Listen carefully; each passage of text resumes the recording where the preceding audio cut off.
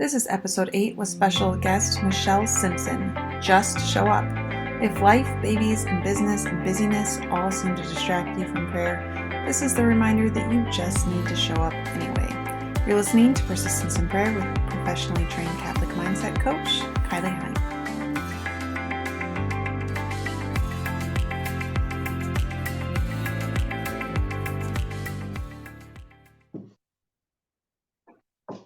Hello, everyone, and welcome back to Persistence in Prayer with Catholic Mindset Coach Kylie Hine. This week, I am joined by Michele Simpson.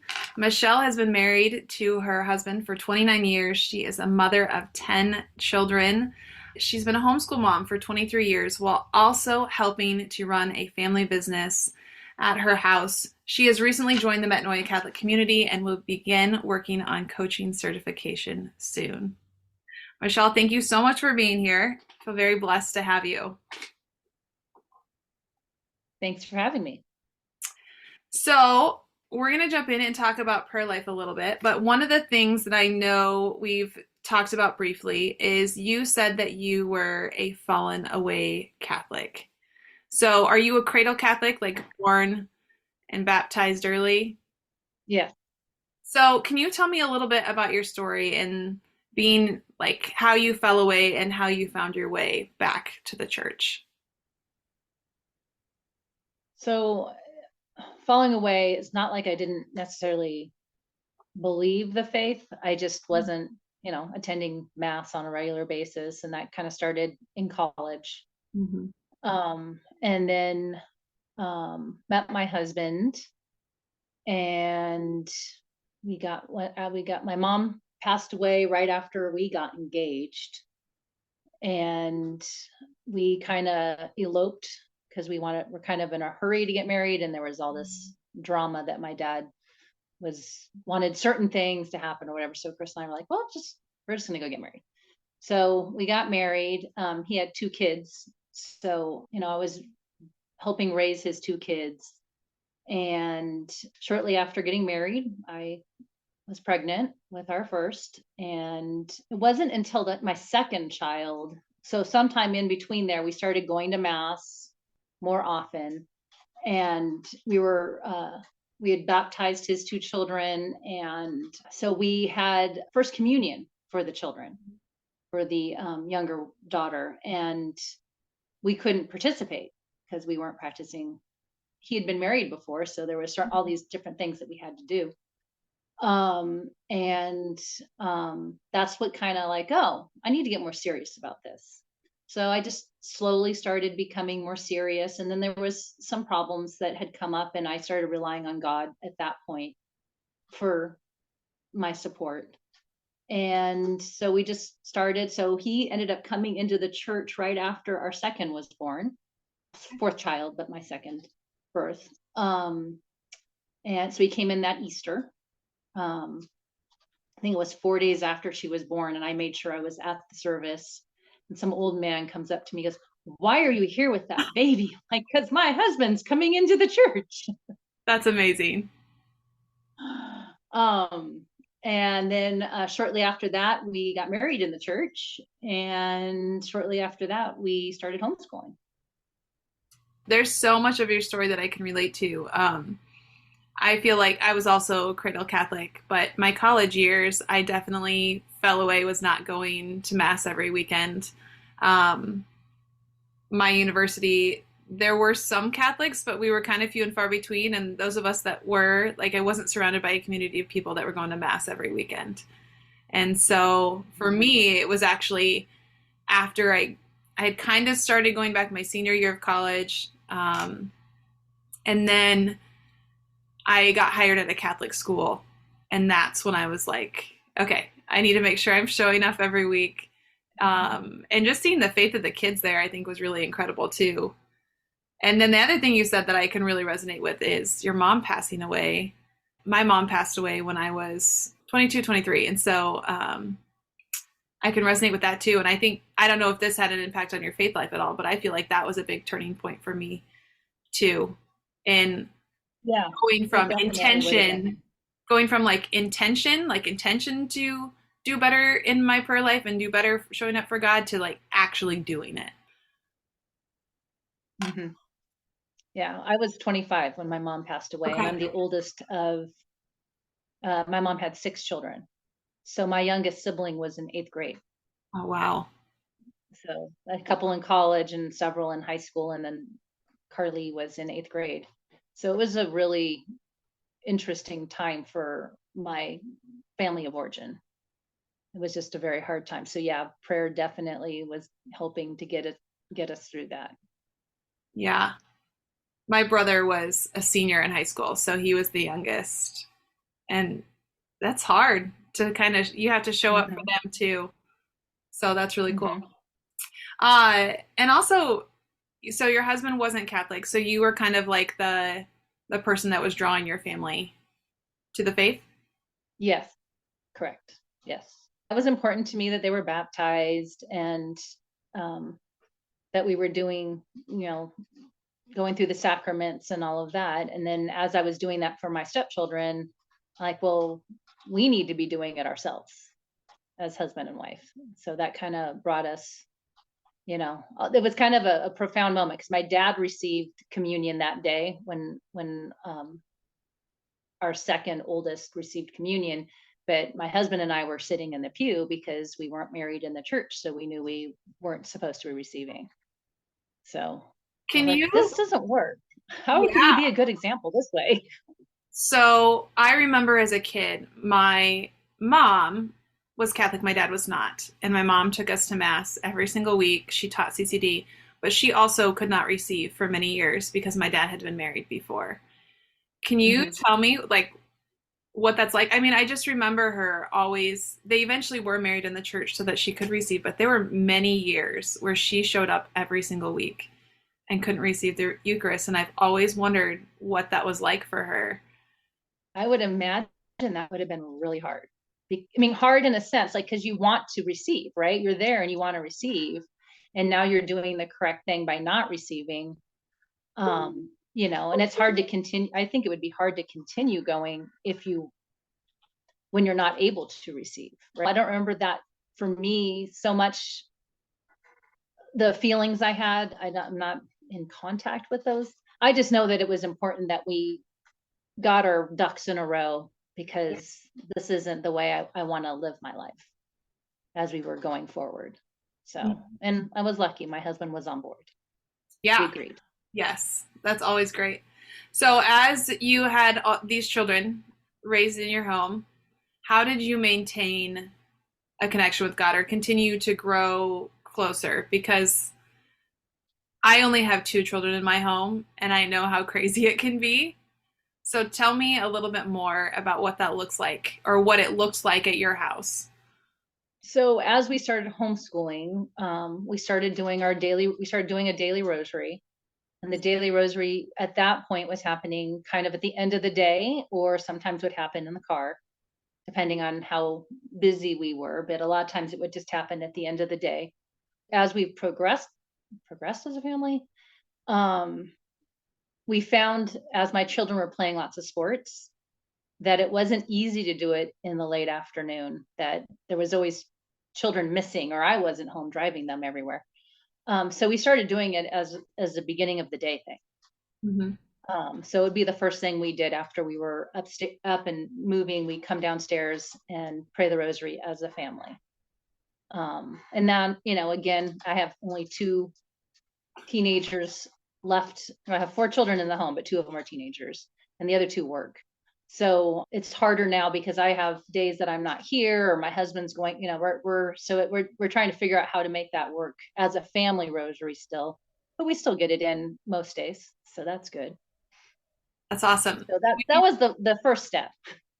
Do you have any advice for me as a mom? I have a 4 year old and a 7 year old, and the family rosary has always, like, that wasn't even something that I would have thought of growing up. Like, that just didn't happen in my house. Like I said, it wasn't that my parents didn't talk about their faith, but we did not have family prayer time. We didn't pray together per se, other than, at family gatherings or birthday parties, my dad would lead prayer before, like, he would lead a blessing, and then we would say Mhm. our Catholic prayer before meals. So in my own family, I've started to try to incorporate more of these things. I have a lot of personal devotions and prayer time, and that is growing with my children. You know, we have routines that we have at night and in the morning. And one of them is a daily rosary in the car because it's about the perfect amount of time from our Hmm. house to where their school is. How do you get your children engaged? Some days they're like, okay, yeah, like we'll maybe make it through a decade. And some days they are imagining and playing all kinds of things in the back and throwing things back and forth. And that's hard. I learned from others. So it wasn't something my family of origin did, but it was something my mom's family of origin did. My grandfather would lead a rosary, I think, every night after dinner. And Okay. I remember that whenever we'd have dinner at my grandfather's house, him leading the rosary. Um, so then when I started homeschooling and these other families that I was getting to know through homeschooling, they were doing the rosary. So I'd ask them questions and stuff like that. And then um, at some point, I was at one of their houses while we did the rosary, and someone had a book, like a 3-ring binder, and they had pictures of each of the different mysteries and all the prayers in there. So we would have our book and we would open it up for the kids to be able to see.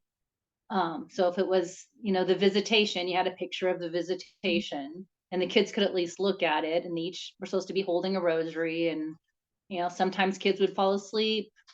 You know, we tried to have them at least kind of pay attention. It just kind of depends on the age and their attention span. Yeah, But I figured it was better that we were doing it in front of them than not doing it at all. That's absolutely. where my thought process was. Yeah. And I go back and forth with that sometimes too. That's a Like good example. I feel like I get more out of my rosary time, like the meditation part of it when I do it by myself, but I also know how important it is for my kids to see me doing it. And there are days, every once in a while they'll say like, "Mom, can we listen to music today?" But there are a lot of days where like we're running late and maybe I don't start it right away or I'm praying in my head, I'm not praying out loud.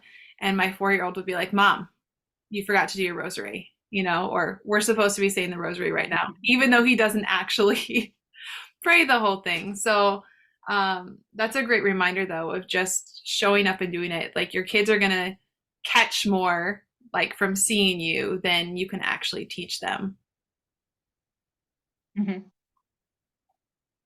Very cool. Okay. I want to jump to how do you stay persistent in prayer when you feel like you're failing sometimes? And I know you have a story about trying to implement St. Bridget's prayers. Yeah. So I was struggling to be consistent with my own personal prayer. I was having babies every 18 months. So um, finding that time I was finding to be hard. So I think at some point I started doing like a morning offering by myself or something. And then at some point I wanted to do St. Bridget's 15, the 15 St. Bridget prayers for my family, for those that had fallen away, et cetera, or those that might fall away in the future. And you have to do that for a whole year. And I attempted it and I could not do it. I think it took at least 15 minutes to do all those prayers, if not a little bit longer. And it just seemed overwhelming. And so I basically gave up. And then a few years later, so my youngest was born in 2008. So somewhere between 2009 and 2011, um, I kind of intentionally said I need to start doing my own prayers. So I just started with a small list of prayers, and it's evolved to a book. It's evolved to my own little book I created Wow. with my husband's help. And it takes all the prayers I have in there. Some of them were from like my kids have gone to camp through our parish, and they have a little booklet with, so those prayers that were added at some point. Um, so it's just a collection of consecrating myself to Mary. So there's certain prayers I'm supposed to do for the consecration. So there's those in there. I do one that's technically Father Ripperger was the one that told me to do it. So Father Ripperger was a priest here in our area, and my husband and I had seen him, and so he told us to do this prayer called the Auxilium Christianorum. I think I'm saying it correctly, and it's a longer prayer, and I've been doing that since the day he asked us to do it. We were supposed to do it as a couple. We haven't done well as a couple at doing it, but I haven't given it up. And so there's just all these little prayers that I do in the morning. And then at some point in the last, so about, I think it was 2 years ago, maybe 3, I went back and I visited doing the 15 St. Bridget prayers, and I did it for a whole year. I was very proud of myself, but I had to, I think, so I guess my point is to that is that by building up the muscle of getting up every day and doing prayers, I was finally able to successfully do something that meant a lot to me to do. And when I first started the process of doing the daily prayers, there were, life would get in the way, so I wasn't always up early. I tried to, but there's been mornings I wasn't up early for whatever reason. And so there were times where I couldn't get them all in, and I would end up doing them in the car. Like so I have a little booklet. I don't have them all 100% memorized, but if I start the beginning of it, I pretty much know the prayer. Does that make sense? Yes, absolutely. So I'll just take my little booklet with me. I think for the first couple of years, I was really consistent on making sure I did all of those prayers every day, no matter what. I remember being sick and driving my daughter to a soccer game, which was very far away with all the kids in the car. And I ended up having a fever. I had to drive from here to Boise, which is about a 6 to 8 hour drive. And I did stop, and I literally had a fever for a week. Someone else had to take care of all the kids when I got there. But I made sure every day in the car, I got all of those prayers done, which, I mean, in some ways is kind of crazy, but it was kind of like to prove to myself at that point that I could stick to something and be consistent. And I think that was really important to me at that point in my life. Yeah. And just showing the Lord. I mean, I think a lot of times we get caught up in, like, if we show up in our prayer and we're distracted or we have all these thoughts, that's this terrible thing. But struggling in prayer and constantly returning back to the Lord is so much more important than having, the quote unquote perfect prayer time. And so I think that that's represented too in your dedication of just showing up and like showing God that I'm committed to spending this time with you. And one of my favorite sayings is pray as you can, not as you can't.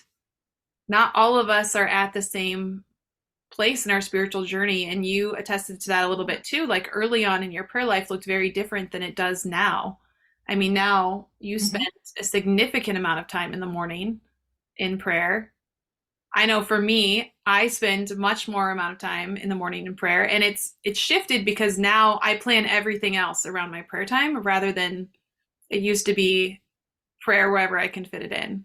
And if I do oversleep, which does happen sometimes, then it's like I say those extra prayers in the car, or I say those extra prayers while I'm doing the dishes. And the goal is to obviously be praying unceasingly anyway, but having that set amount of time where you can kind of, I think, shift a little bit from vocal prayer to more mental prayer is a huge game changer.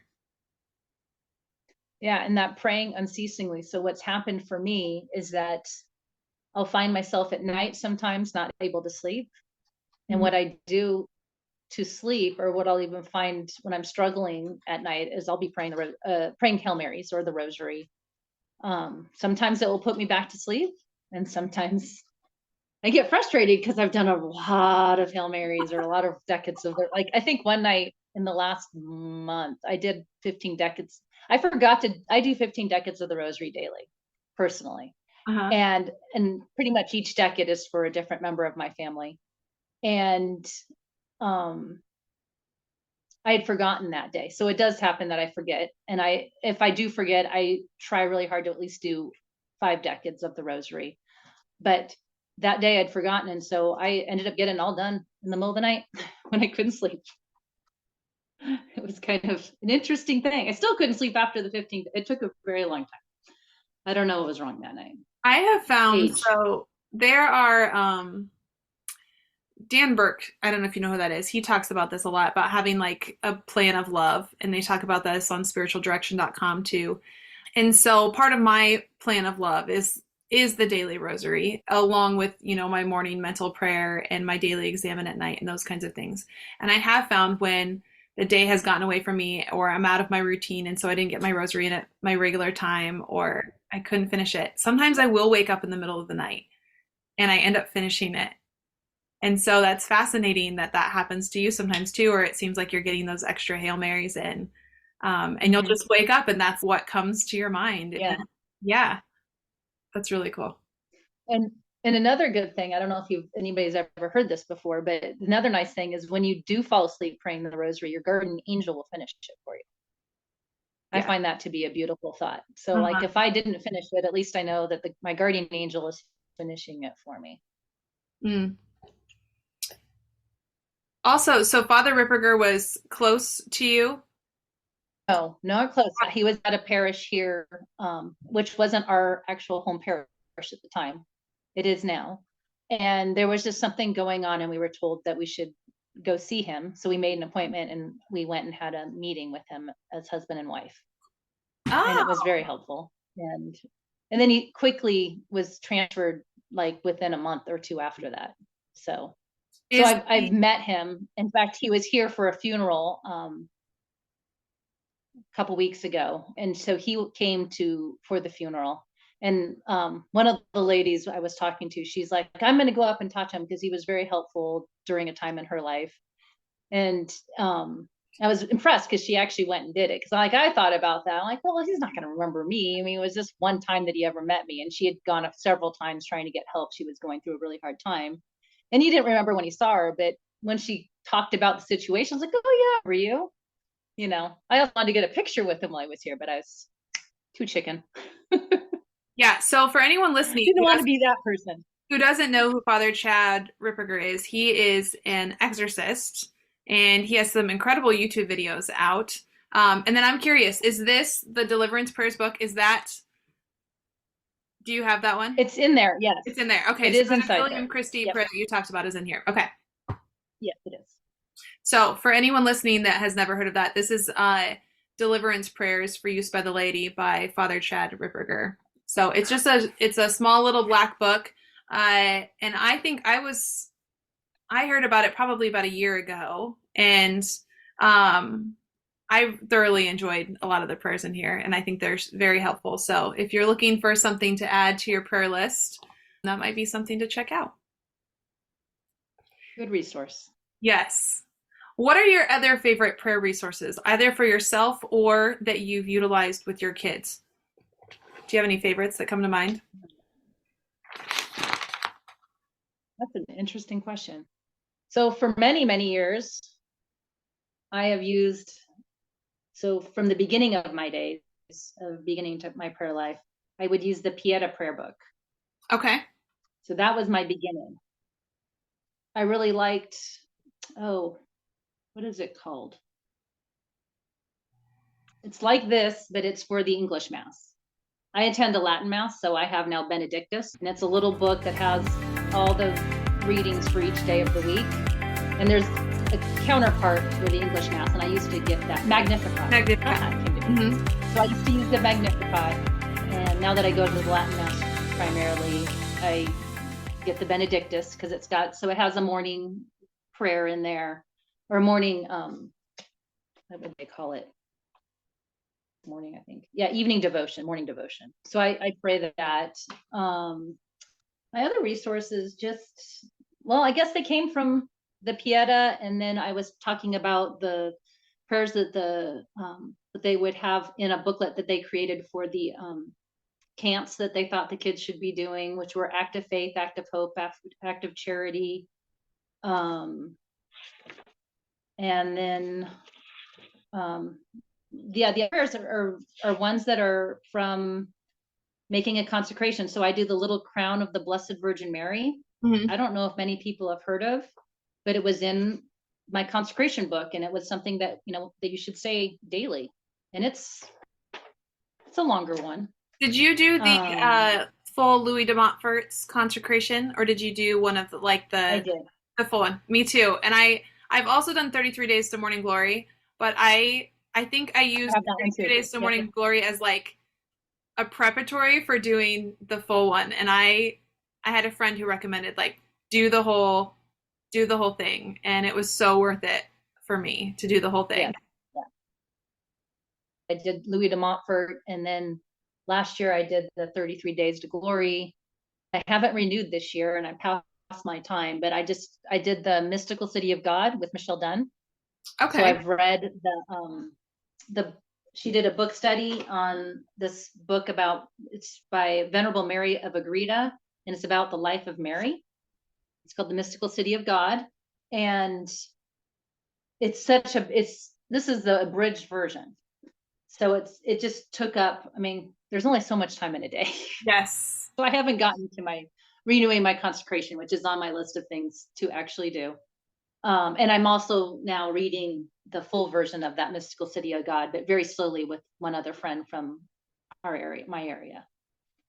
Yeah. So I am a total book nerd, and I actually just today I was running errands and I stopped at a thrift store and they had the Diary of Saint Faustina, and I was like, "Oh, it's only 74 cents. Like add it to my book collection." But like you said, it's so hard, and then the further I journey in my prayer life, the less I actually read during my I mean, I don't do a lot of spiritual reading during my prayer time at all, or even my adoration hours. I don't really read, so it's like then you need extra time for your spiritual reading. But the one thing I have used a lot lately, like if I'm struggling to really enter into prayer, is, and I've mentioned this before on the podcast, is The Better Part by Father Bartunek, and that's just on the Gospels. So it's still scripture reading, but it has some really great reflections. So I've used that this Lent a little bit too. give me a sec. Let me grab Oh, them. okay. I'll be right back.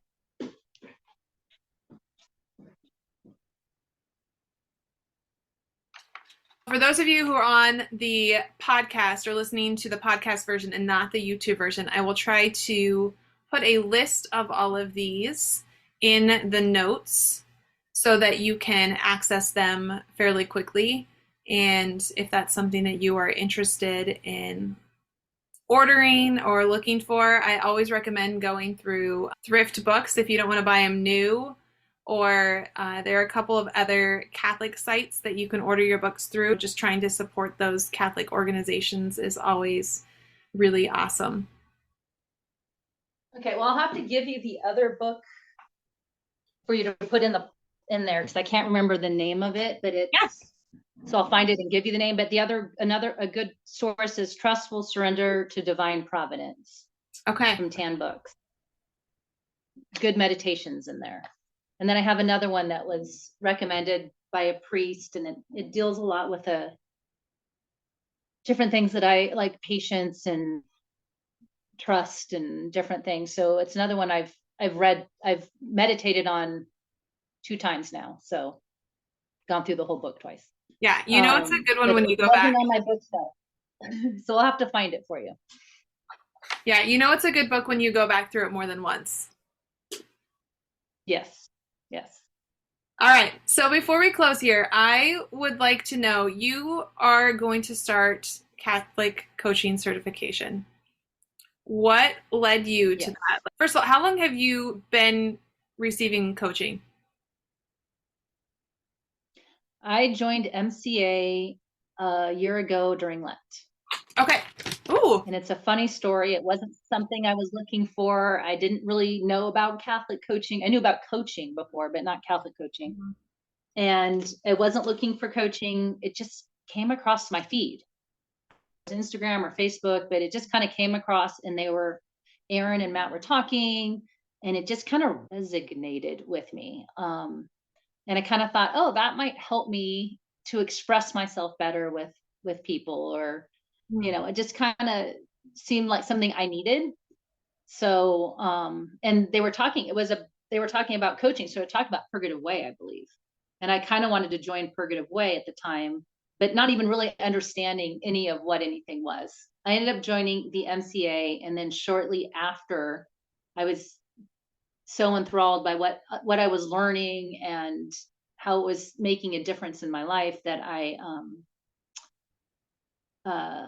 talked to them about the coaching, and they started. So I was the first one in coaching, Catholic Coaching Foundations. I was the first person admitted to that. Oh, I did not know that. So I went through that whole thing all by myself mostly. And then when the cohort came up, I redid the whole thing again. Very cool. So, for anyone listening that does not know or who hasn't heard me talk about this on the podcast, we're talking about Matt and Erin Ingold, who are the founders of Metanoia Catholic. Metanoia Catholic is they coach Catholic coaches. And so I was a member of Purgative Way. That is how I got my Catholic coach training. And I continue to be educated and train with Matt and Erin and the rest of their incredible group over there. They have phenomenal coaches, which is why I trust them to continue my coaching process as I go through it myself.